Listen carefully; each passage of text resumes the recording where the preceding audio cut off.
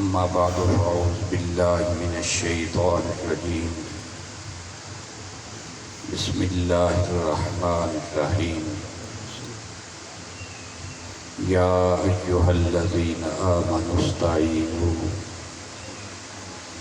بالصبر والصلاة إن الله مع الصابرين ولا تقولوا لمن يقتل في سبيل الله أموات بل أحياء ولكن لا تشعرون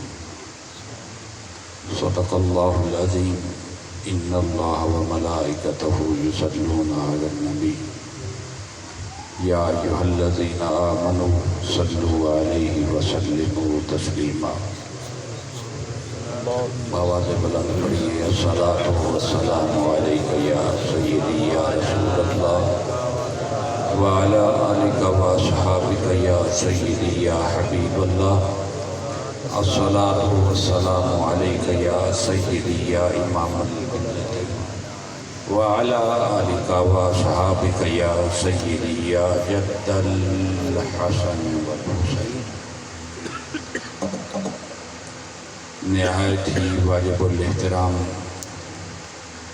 معزز و محتشم سامعین حضرات،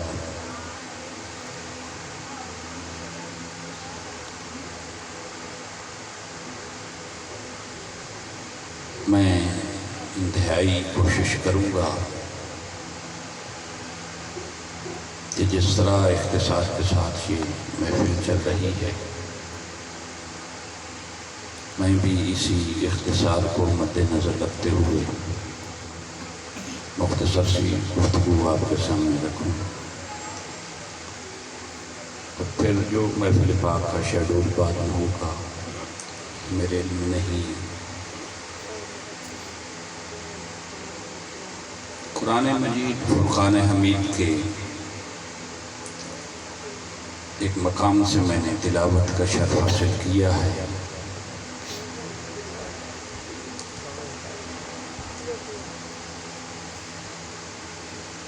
ماہ مقدس محرم الحرام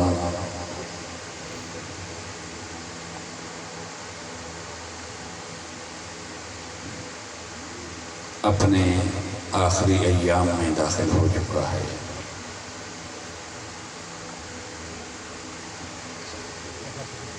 بلکہ سفر شروع ہو چکا ہے، لیکن چونکہ محفل کا عنوان شہدائے کربلا سے منسوب ہے، اس لیے ہم آج کی یہ مختصر سی گفتگو اسی عنوان پر کریں گے کہ شہید کسے کہتے ہیں اور شہید کی زندگی کیا ہے۔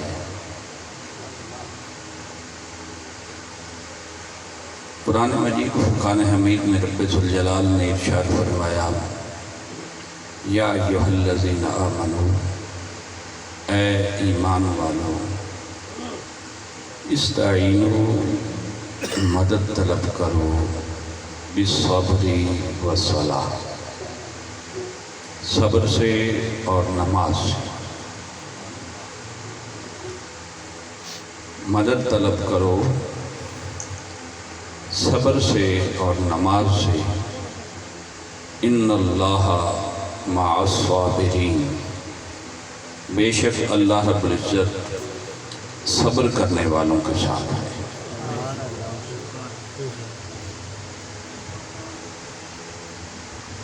اس آیت کریمہ میں رب ذوالجلال نے پہلے دو چیزوں کا ذکر فرمایا ہے کہ ایمان والو صبر اور نماز سے مدد طلب کرو، صبر اور نماز سے مدد طلب کرو۔ اب سستی نہیں دکھانی، ادھر ادھر دیکھیں گے تو میری طبیعت کا آپ کو پتہ ہے، میں یہیں وما علیہ الا البلاغ کر دوں گا، اتنی دیر بیٹھنا ہے، ایکٹیو بیٹھنا ہے۔ इत्थे तुसी कोई बाजी गतन तो नहीं ना आए, महफिल सुनने ना आए।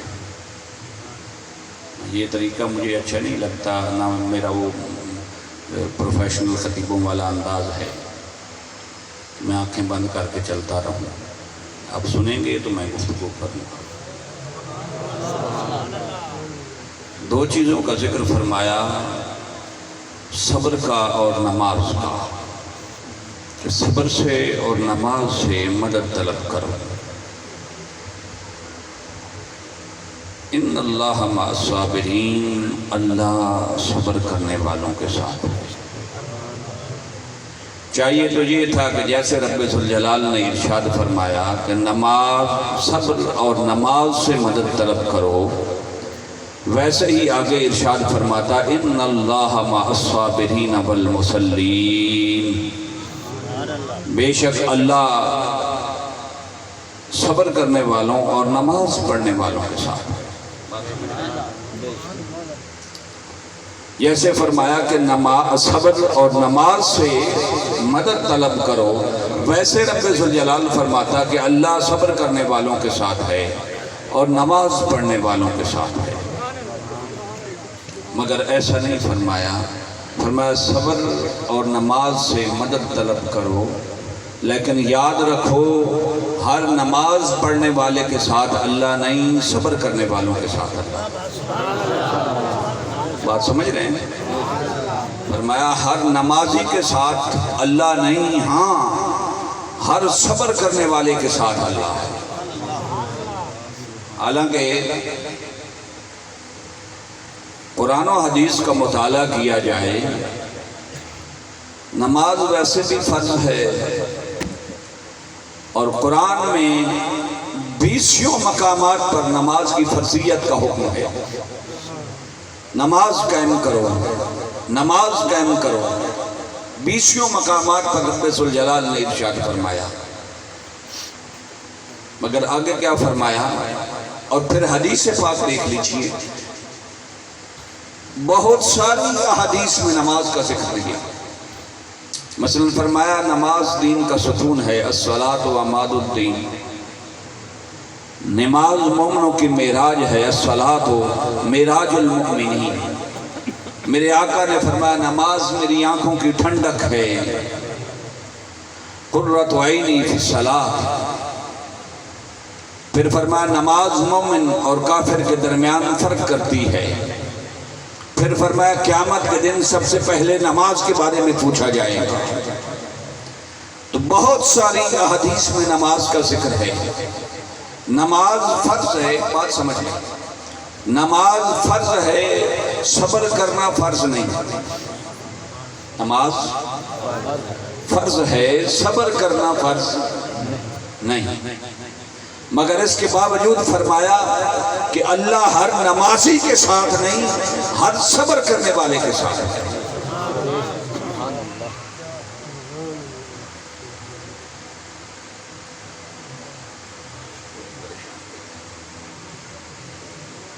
फरमाया अल्लाह हर नमाजी के साथ नहीं, हर सब्र करने वाले के साथ है। अब सब्र क्या है, थोड़ा सा इसे डिफाइन करके फिर इस तरफ चलते हैं। सब्र कैसे कहते हैं भाई? सब्र क्या है? सब्र ये नहीं कि बंदा किसी मुसीबत में फंस जाए और निकलने का कोई रास्ता ना हो, कोई चारा ना हो। मुसीबत में फंसा है, निकलने का कोई रास्ता नहीं, कोई चारा नहीं, तो अब जब थक हार के बैठ गया तो अब यही फैसला कर लिया कि अब इस मुसीबत से निकल तो सकता नहीं, अब इस पर सब्र करते हैं, अब इस पर सब्र करते हैं। नहीं, ये सब्र नहीं, ये मुसीबत भुगतना है। अगर मुसीबत से निकलने का कोई रास्ता ना हो और फिर बंदा कहे कि मैंने सब्र किया, तो भाई ये सब्र करना नहीं, मुसीबत से भुगतना है। सब्र करना क्या है? फरमाया सब्र करना ये है कि बंदे पर इम्तिहान आए, आजमाइश आए, मगर उससे निकलने की दुआ ना करें। یوں سمجھ لیجئے کہ اگر بیمار ہے تو صحت کی دعا نہ کرے، تندرستی کی دعا نہ کرے. بھئی اگر مالک میری بیماری میں راضی ہے تو میں نے صحت کو کیا کرنا ہے؟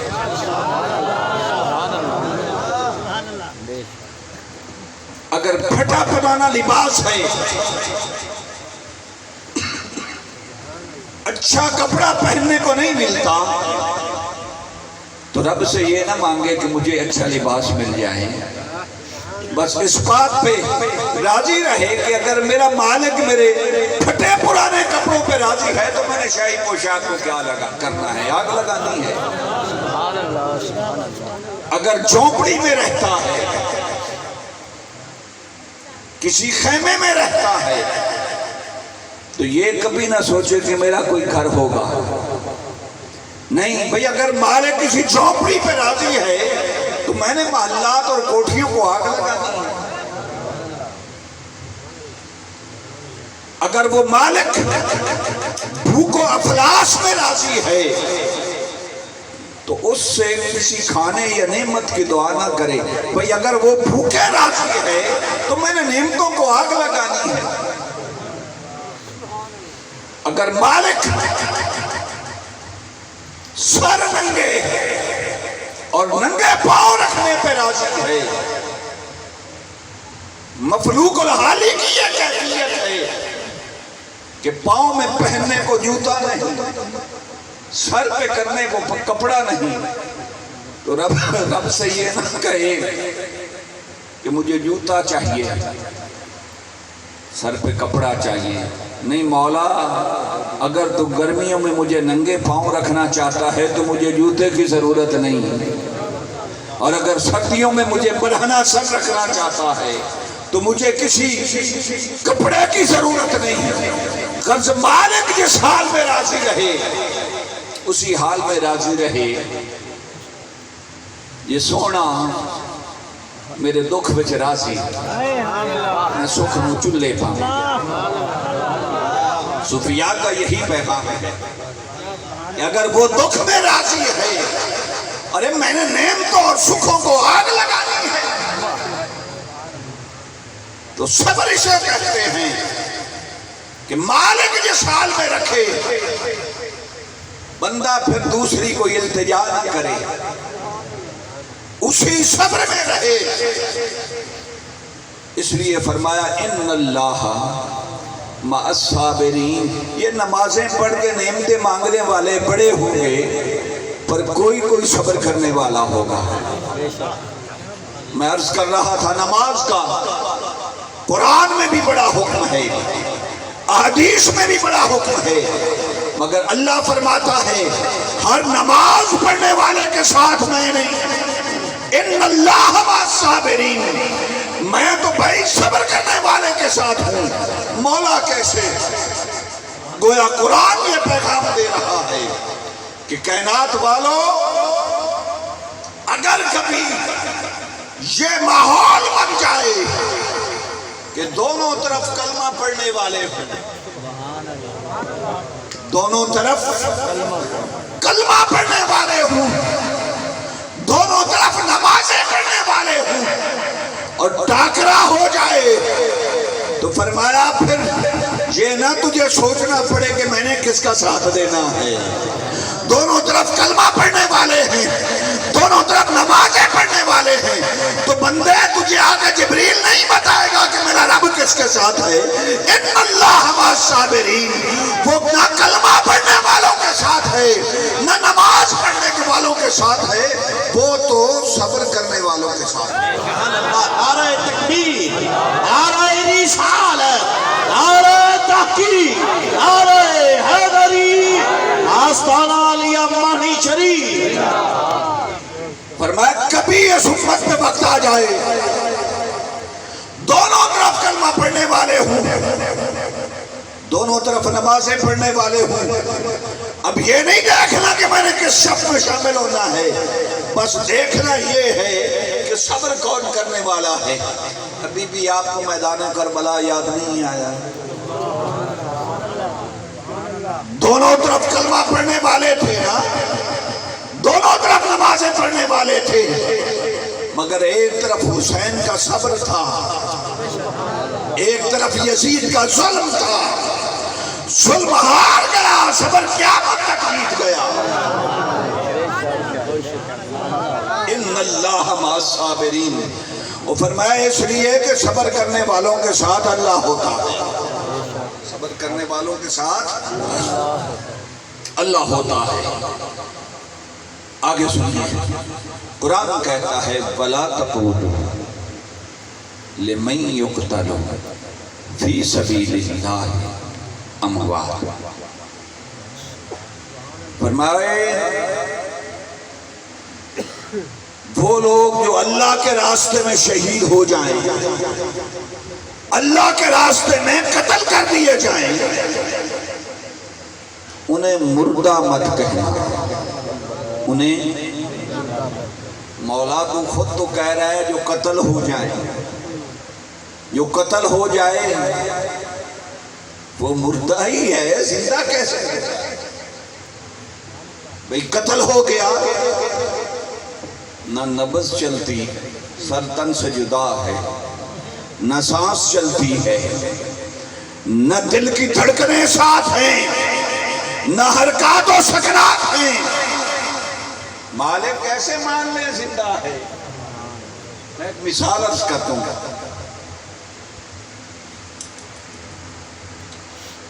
آپ کے پڑوس میں محلے میں اگر کوئی شخص نابینا ہو، آنکھوں کی بینائی سے محروم ہو، بچے اگر اسے اندھا اندھا کہنا شروع کر دیں تو آپ منع کریں گے نا کہ یار ایسا نہیں کہنا، یہ بد تہذیبی ہے، اس کی اجازت ہم نہیں دے سکتے مہذب معاشرے میں۔ لیکن حقیقت کیا ہے؟ کیا وہ اندھا نہیں ہے؟ کوئی شخص ہاتھ پاؤں سے معذور ہے اور کوئی اسے لولا کہہ دے، آپ کہنے خبردار، تہذیب کے دائرے سے باہر بات نہیں کرنی، ہمیں اپنی روایات اور تہذیب اجازت نہیں دیتی، خبردار اسے آئندہ لولا کہا تو۔ یار کیا وہ لولا نہیں؟ کیا وہ معذور نہیں؟ اس کے باوجود آپ منع کیوں کر رہے؟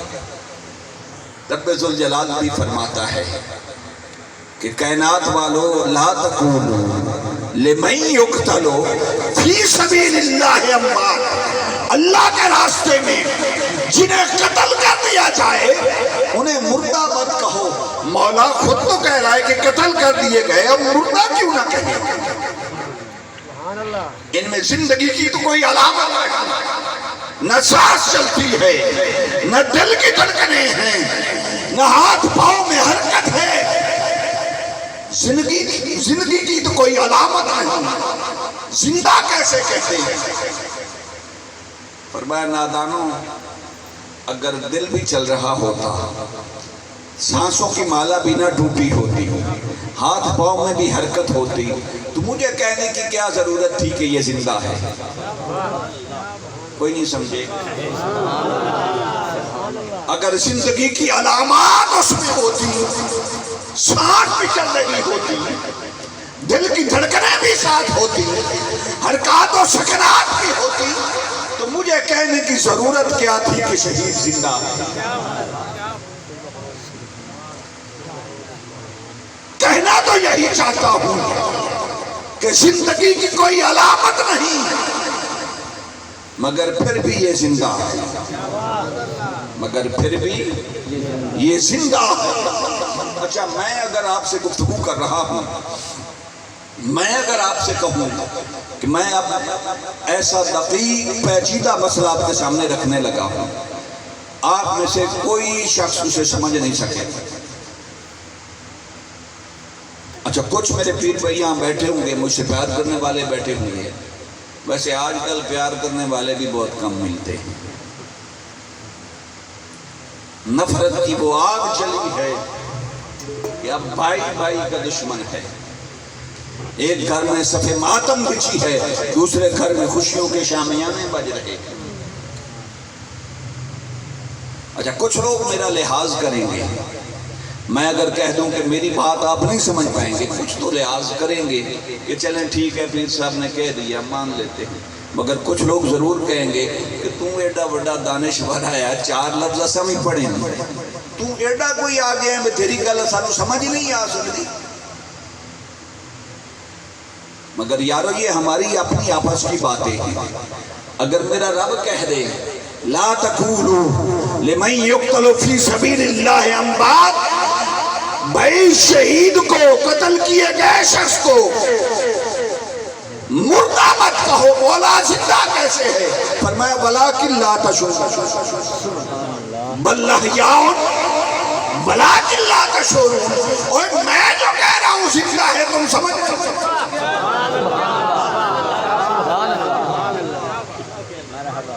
فرمایا میں تمہارا خالق ہو کے جو کہہ رہا ہوں زندہ ہے، ولکن لا تشعرون، تم نہیں سمجھ سکتے۔ تو بات بنتی ہے کہ شہید کی وہ زندگی ہے جو انسانی عقل سے بھی ماورا ہے، جسے رب کائنات نے فرمایا صرف میں ہی جانتا ہوں یہ زندہ ہے، تم نہیں سمجھتے۔ پتہ نہیں کب سے یہ مسئلہ چلا آ رہا تھا اور پھر امت محمدیہ میں بھی چلتا رہا۔ قرآن نازل ہونے کے بعد یہ مسئلہ چلتا رہا، شہید زندہ ہے، شہید زندہ ہے، تم نہیں سمجھ سکتے۔ سارے چپ ہیں ڈرے ہوئے، میرے رب کا جو فرمان ہے اب کیسے نہ کروں، کیسے انکار کروں؟ رب کے فرمان کا انکار کیا تو کافر ہو جاؤں گا۔ قرآن کی دلیل ہے اور قطعی دلیل جو ہے اس کا انکار کیا جائے بندہ کافر ہو جاتا ہے۔ تو کیسے انکار کروں؟ بھائی میرے رب کا فرمان ہے، ڈر لگتا ہے۔ دن گزرتے رہے، ماہ و سال گزرتے رہے، بالآخر 61 ہجری آ گیا، کربلا کا میدان سجا، امام علی مقام امام حسین علیہ السلام، بالآخر آپ کی شہادت ہوئی، سر تن سے جدا ہوا، اور پھر سر اور تن قریب نہیں پڑے، سر اور تن قریب نہیں پڑے، جسم مبارک کو پہلے تیروں اور نیزوں سے چھلنی کیا جاتا ہے، پھر گھوڑوں کی ٹاپوں سے روندا جاتا ہے، سر کو نیزے پہ سوار کیا جاتا ہے۔ میرے امام کا جسم مبارک کربلا میں ہے، سر شام میں ہے۔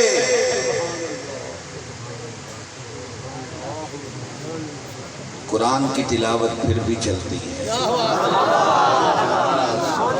تو 61 ہجری تک کسی کے سمجھ میں نہیں آ رہی تھی، ارے شہید کی زندگی پر کوئی دلیل بھی ہے؟ کوئی ہمارے عقل و شعور میں بھی بات آئے گی کہ شہید کیسے زندہ ہوتا ہے؟ حسین نے کہا مولا تیرے فرمان پہ ایمان تھا پر انہیں دکھا کوئی نہیں سکتا تھا کہ شہید کیسے زندہ ہے۔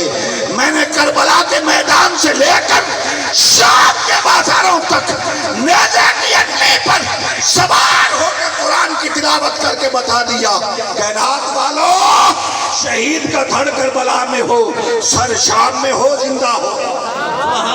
نعرہ تکبیر، نعرہ رسالت، نعرہ تحقیق، نعرہ حیدری، شہدائے کربلا، شاہ سوار کربلا، نعرہ حیدری، آستانہ علی امانی شریف۔ شہید کا دھڑ کربلا میں ہو، سر شام میں ہو، زندہ ہوتا ہے۔ بعض لوگوں کو خواہ مخواہ بیماری ہوتی ہے، وہ جس صحابہ نے روکا تھا تو امام علی مقام امام حسین علیہ السلام نہ جاتے، نہ شہید ہوتے، وہ یزید کی وکالت کے لیے پتہ نہیں کہاں سے کہاں پہنچ جاتے، نہ جاتے معاذ اللہ نہ شہید ہوتے، نادان۔ یہ صحابہ کی گفتگو بہت بعد کی بات ہے، 60-61 ہجری کی بات ہے۔ میرے نبی نے جب میرے امام کی ولادت ہوئی تھی اس کے ساتھ ہی شہادت کی خبر دے دی تھی۔ چھوڑیں جب ولادت ہوئی تھی امام علی مقام کی تو آقا علیہ الصلوۃ والسلام نے امام علی مقام کی شہادت کی خبر تو اس وقت دے دی تھی کہ میرا یہ نواسہ کربلا کے میدان میں شہید ہوگا۔ پھر صحابہ بھی سنتے رہے، میرا امام بھی بچپن سے سنتا رہا۔ اچھا، اس کے باوجود کیوں کربلا کی طرف رخت سفر باندھا؟ میں پھر ایک مثال عرض کر کے تھوڑا سا آگے چلنا چاہتا ہوں۔ آج کل نجومیوں کا دور بڑا ہے، جھنگ شہر میں بھی بہت سارے مل جائیں گے جو آپ کی تقدیر کا فیصلہ کرتے۔ کتاب پہ یہاں ہاتھ رکھنا ہے، آنکھ بند کر کے یہاں انگلی رکھو، میں ابھی تجھے پڑھ کے سناتا ہوں کہ تیرے ساتھ ہوا کیا ہے اور اب تک ہونے والا کیا ہے۔ تجھے فلاں نے طویل ڈالے ہوئے ہیں، فلاں نے تیرے ساتھ یہ کیا ہوا ہے۔ اچھا، کوئی بیچارہ نوجوان سیدھا سادہ میری طرح کوئی اگر کسی نجومی کے پاس چلا جائے، اور وہ چونکہ آپ بہتر جانتے ہیں، یم جنریشن بھی بیٹھی ہے، نوجوان بیٹھے ہیں، آج کل مختلف فیملیز کے میٹرز جو ہیں وہ سیم ہوتے ہیں لڑائیوں کے۔ ہر گھر میں ایک جیسی کوئی یار وہ ساس اور بہو کی لڑائی ہوگی، میاں بیوی کی لڑائی ہوگی، وہ اس طرح کے چھوٹے موٹے میٹرز ہوتے ہیں۔ اب نجومی صاحب کے پاس گیا، اس نے کہا اچھا تیرے ساتھ تیرا باپ بھی ناراض ہو جاتا ہے، اچھا جب تیری ماں تیرے ساتھ راضی ہو تیری بیوی تیرے ساتھ لڑتی ہے، اور جب تیری بیوی تیرے ساتھ راضی ہو تیری ماں تیرے ساتھ ناراض ہو جاتی ہے۔ بھائی بات تو ایسی ہی ہے، یہ تقریباً ہر فیملی میں ایسے ہی میٹرز ہوتے ہیں۔ اب وہ بے وقوف سمجھنا شروع کر دے کہ نہیں حضرت تو بڑے پہنچے ہوئے ہیں، انہوں نے میری ساری ماضی کی داستان ٹھیک سنا دی۔ تو اب پیر صاحب بھی ذرا پکے ہو گئے ہیں کہ اب مرغا پھنسنے والا ہے۔ اب وہ کہتے ہیں کہ میں تجھے جو ہو چکا، اب تیرے مستقبل کے بارے میں نہ تجھے بتا دوں کہ تیرے ساتھ کیا ہونے والا ہے۔ اچھا تیرے اتنے بچے ہوں گے، اچھا کاروبار میں آج کل تیرا مندہ ہے نا، بھائی سب کا مندہ ہے، سب کا نہیں چل رہا۔ اچھا تیرے ساتھ فلاں ہوگا، زندگی میں فلاں ہوگا، اور آخر میں یہ کہے کہ ایک بات ضرور یاد رکھنا، تیری موت پانی میں ڈوب کر مرنے سے ہوگی، تیری موت پانی سے ہوگی، پانی میں ڈوب کے مرے گا۔ اب وہ بیچارہ پریشان گھر آتا ہے، 4 دوست آ جاتے ہیں، کہتے ہیں بھائی وہ ہیڈ تریمو جانا ہے، مچھلی جا کے کھاتے ہیں اور نہائیں گے بھی۔ وہ ہیڈ کے کنارے بیٹھ کے وہ کہے گا نہیں یار میں نہیں آنا چاہتا۔ اچھا اتنا کنجوس ہے یار، پیسے 2-2 ہزار ہی تو ہیں، وہ میں ڈال دیتا ہوں، ساتھ تو چلو، کہے گا پیسے لے لے مجھے نہ لے کے جائیں۔ اب کیوں نہیں جا رہا؟ کہ وہ نجومی صاحب نے کہا ہے کہ پانی کے قریب نہ جانا، بیچارہ اس گھر سے نہانا بھی چھوڑ دے کہ پانی کے قریب نہیں جانا، پانی سے موت واقع ہو جائے گی۔ کیا خیال ہے؟ نجومی کا 14ویں صدی میں تو لوگ اتنا کہنا مان لیتے ہیں۔ حسین پاک نے اپنے نانا کا فرمان نہیں سنا تھا، پھر بھی کربلا کے لیے رکھتے سفر باندھا۔ کیوں باندھا؟ اس لیے کہ مصطفیٰ سے سنا تھا بھائی جو کربلا کو سجائے گا جنت کا سردار وہی بنے گا، جو کربلا کی ریت پر اپنا خون بہائے گا جنت کا سردار وہی بنے گا۔ تو حسین نے جنت کا سردار بھی تو بننا تھا نا۔ اب میرے آقا کے یہ لاڈلے نواز امام حسین علیہ السلام مکہ سے نکلتے ہیں، کربلا کی طرف جا رہے ہیں۔ راستے میں ایک اہل بیت کا عاشق شاعر تھا فرزدق، وہ ملتا ہے، اس سے ملاقات ہوتی ہے۔ تو امام علی مقام نے پوچھا سنا وہ کوفیوں کا کیا حال ہے؟ تو فرزدق بڑا پریشان ہے، عرض کرتا ہے کہ سنا میں تو جب آخری وقت نکلا تو میں نے دیکھا کہ آپ کے بھائی مسلم بن عقیل کا لاشا کوفہ کے بازار کے چوک میں لٹک رہا تھا۔ فرمایا ہیں میرے بھائی مسلم بن عقیل کو انہوں نے شہید کر دیا؟ سونا صرف شہید نہیں کیا بلکہ ان کا لاشا مبارک کوفہ کے بازار میں لٹک رہا تھا۔ میرے امام نے یہ نہیں کہا کہ اب واپس چلتے ہیں، انہوں نے تو بے وفائی کر لی، واپس چلتے ہیں، میرے ساتھ بھی یہی معاملہ ہوگا۔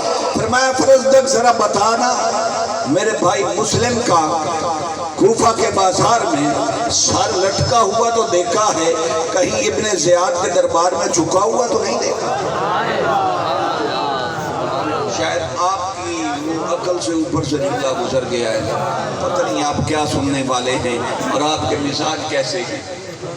فرمایا مسلم بن عقیل کا سر کوفہ کے بازار میں لٹکا ہوا تو دیکھا ہے، کہیں اس خبیث ابن زیاد کے دربار میں جھکا تو نہیں دیکھا؟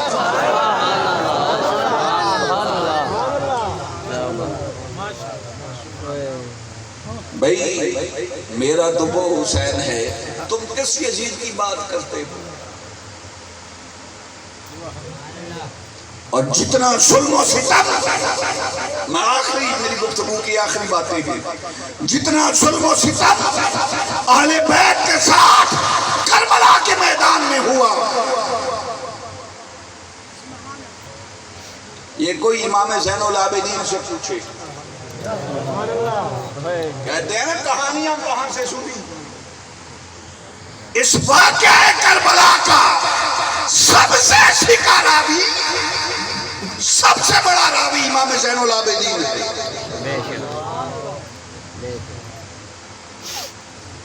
اور امام محمد باقر فرماتے ہیں، آپ کے صاحبزادے، آخری باتیں اب ضائع نہیں کرنی، امام محمد باقر فرماتے ہیں کہ میرے بابا جان حضرت امام زین العابدین اتنا روتے تھے کہ کبھی کبھی آپ کی آنکھوں سے خون ٹپک پڑتا تھا۔ کربلا کے واقعہ کو یاد کر کے اتنا روتے تھے کہ کبھی کبھی آپ کی آنکھوں سے خون کے قطرات ٹپکتے تھے۔ کیا خبر تھی کہ 14ویں صدی میں مولوی حسین ابن علی کی شہادت پہ رونے کو حرام قرار دے؟ لعنت ہے ایسے عقیدے پر۔ اور ذکر حسین پہ رونے والوں کو سنی نہیں کہیں گے، شیعہ کہہ دیں گے۔ لعنت ہے ہزار بار ایسے عقیدے پر۔ نہ ہم کسی ایسے پیر کو مانتے ہیں، نہ کسی ایسے ملا کو مانتے ہیں۔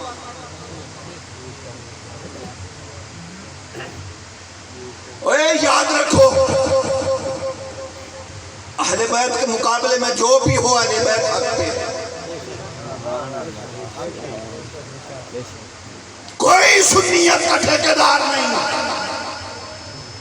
اگر جنگ صفین ہے تو علی حق پہ ہے، اگر واقعہ کربلا ہے تو حسین حق پہ ہے۔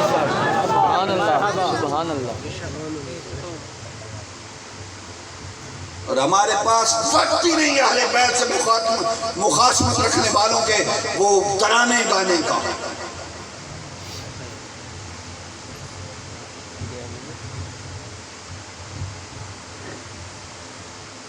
یہ کہاں سے سنیت آپ نے لے لی؟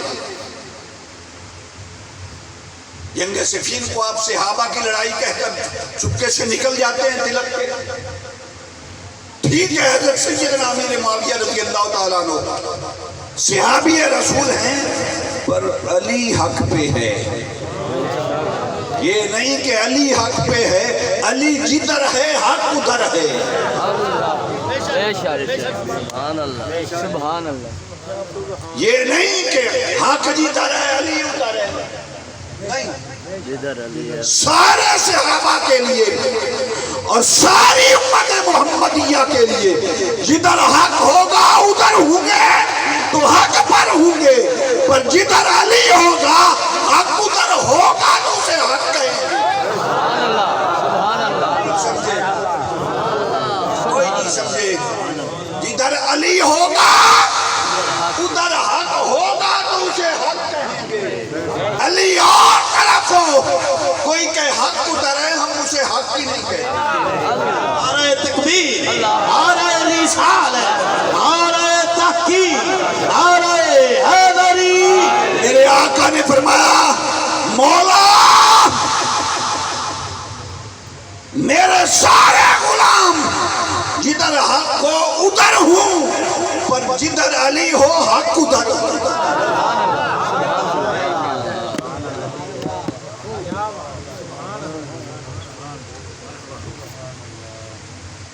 میں عرض کر رہا تھا آپ کی چشمان مبارک سے کبھی کبھی خون ٹپک پڑتا تھا۔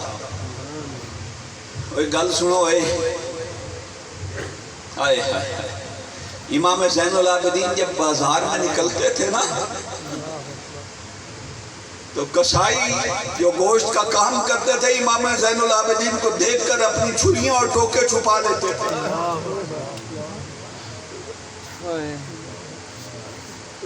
گوشت پہ کپڑا ڈال دیتے تھے کہ زین العابدین سے یہ دیکھا نہیں جائے گا۔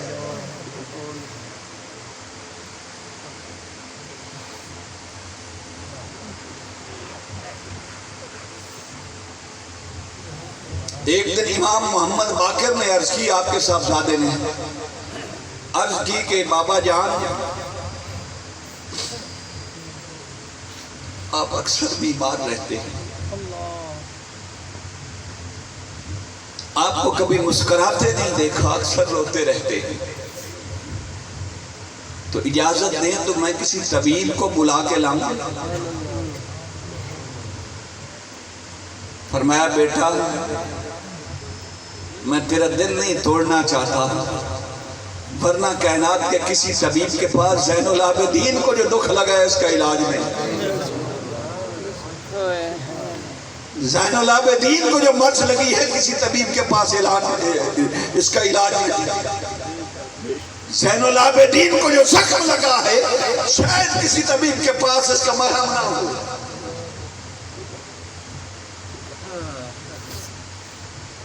فرمایا بابا جان بتائیں تو صحیح۔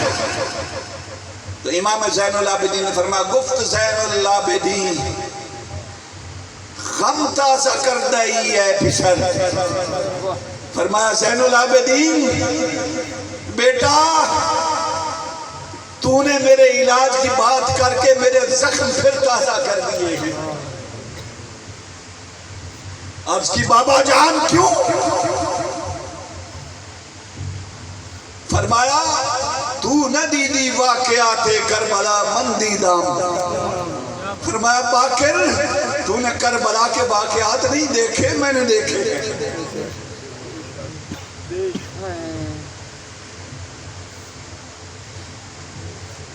تو نے نہ علی اکبر کا لاشا تڑپتا دیکھا، نہ حضرت قاسم کی جوانی لٹتی دیکھی، نہ معصوم علی اصغر کا لاشا تڑپتا دیکھا، نہ امام عالی مقام کا سر سجدے میں تن سے جدا ہوتا دیکھا۔ امام زین العابدین نے فرمایا داغ ہجراں بر دل من کم ترس یعقوب نیست۔ فرمایا بیٹا زین العابدین کے دل پر جو فراق اور ہجر کا داغ ہے یہ یعقوب علیہ السلام سے کم نہیں ہے۔ کیسے؟ فرمایا او پسر گم کردائی، او پسر گم کردا بود من پدر گم کردام۔ فرمایا پنجابی جاک دیوام، فرمایا محمد باقر امام زین العابدین نے فرمایا یعقوب علیہ السلام پتر کھڑایا سی میں کربلا پیو کھڑا کے آیا۔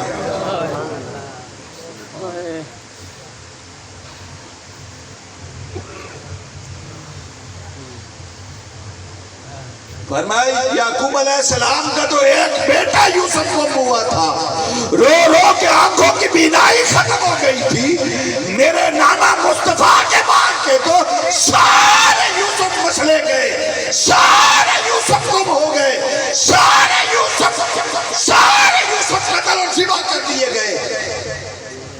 ابھی بھی زین العابدین کے ہونٹوں پہ مسکراہٹ آ سکتی ہے۔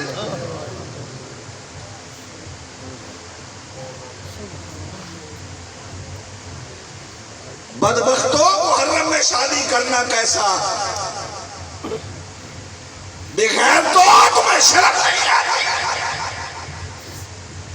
امام زین العابدین کی ساری زندگی روتے اور تڑپتے گزر گئی، تم کہتے ہو 3 دن صوم کرنا چاہیے۔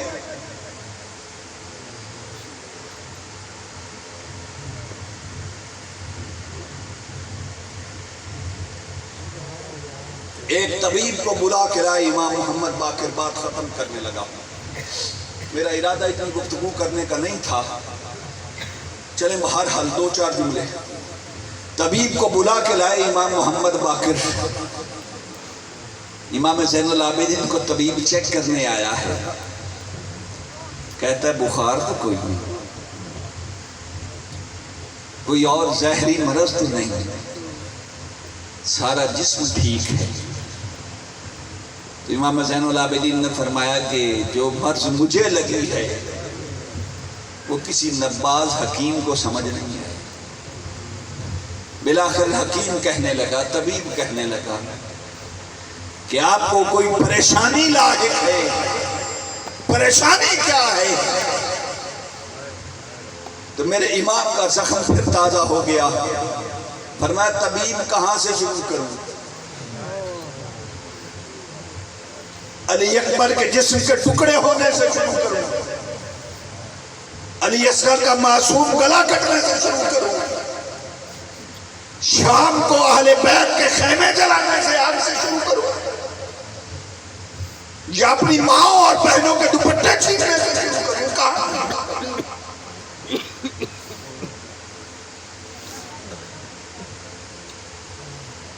طبیب خاموش ہو گیا، کہنے لگا بس حضرت آپ کو دوائی کی ضرورت نہیں، آپ کے لیے بہتر ہے کہ آپ صبح صبح سیر کیا کریں، جس طرح آج کل ہمیں ڈاکٹر بتاتے ہیں ٹھنڈی ہوا ہوتی ہے تو صبح صبح یہ دریائے فرات یا کسی نہر کے کنارے، چونکہ آپ مدینہ جا چکے تھے تو فرمایا کسی نہر کے کنارے نکل کے آپ نا سیر کیا کریں۔ فرمایا میں اس پانی کے قریب کیسے جاؤں اور کسی دریا یا نہر کے کنارے کیسے سیر کروں کہ فرات سے یزید کے کتے تو پانی پیتے رہے، میرا علی اصغر جیسا معصوم بھائی تڑپ تڑپ کے اس دنیا سے چلا گیا۔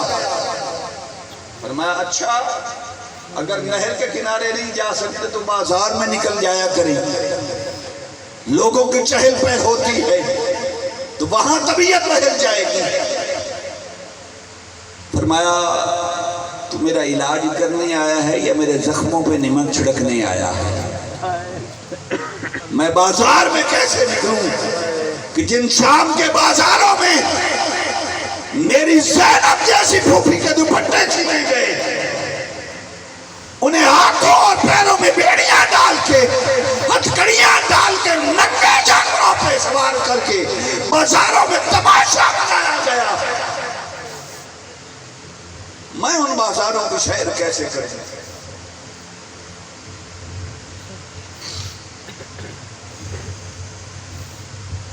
بالآخر طبیب واپس چلے گیا اور امام محمد باقر سے فرمایا انہیں اپنے حال پہ چھوڑ دے۔